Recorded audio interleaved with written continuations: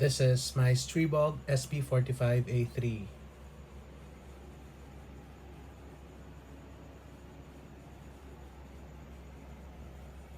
This is my setup.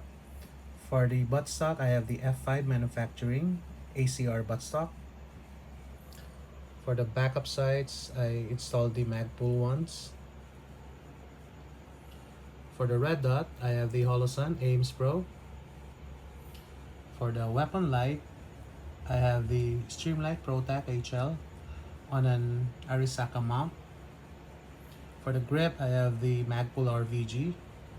Also installed a generic finger stop. For the suppressor, I'm using the Tactical Solutions 45 ACP direct thread titanium suppressor.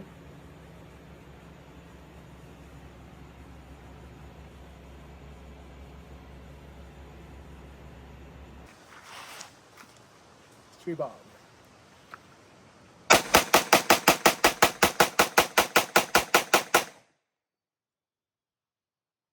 Sarap. Walang malfunction. Good.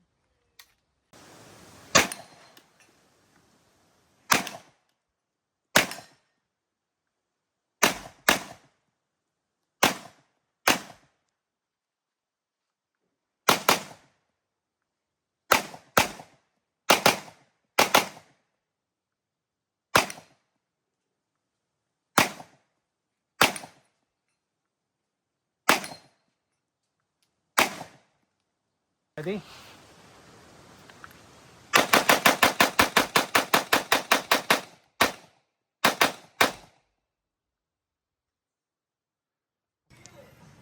.45 ACP.